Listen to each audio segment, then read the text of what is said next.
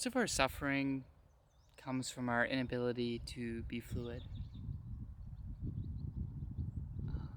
Comes from our attachment to a way things should be,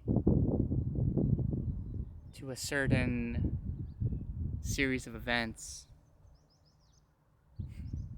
And when things, differ from that, it causes us anguish, it causes us pain because we had this whole idea that this was the way things were supposed to be. And we didn't plan for alternate outcomes. We were just so set on this one straight line, and if there was any sort of movement off that line, it became pain. It becomes pain for us. So if we can allow ourselves to aim somewhere, but then realize that when we do that it's probably not going to look like what we think it is, and detach from our ideas of the way it should be, certain outcomes, I just feel like we'd be just so much more free. We would have a lot less weight on our shoulders, and we'd have more fun. Life would be more playful, less serious, more of an adventure.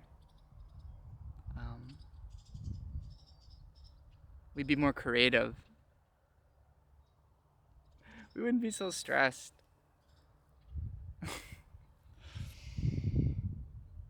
problem is our lives are just so predicated on us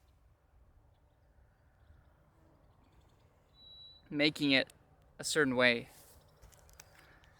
We're so attached to having control, so attached to having things turn out in our ideal perfect situation. One of the biggest things I've learned is that when one door closes, an infinite amount of doors can be opened. But first we have to center ourselves. We have to calm ourselves down. We have to not be grasping at that door that's closed. In order to have a new beginning, we need to make amends with our pasts, with the things that have happened, and we need to see we need to see through the mind chatter that goes on. If you've ever had anything go wrong, you've forgotten something, you've lost something. Personally, I feel like most of the suffering is coming. If you listen to your thoughts when you lose something, it's the self-blame, it's the self-hatred. It's not the actual losing of the object, but it's the emotional explosion of everything else, where you start picking apart every little imperfection of yourself, almost delusionally. I don't know why we do that.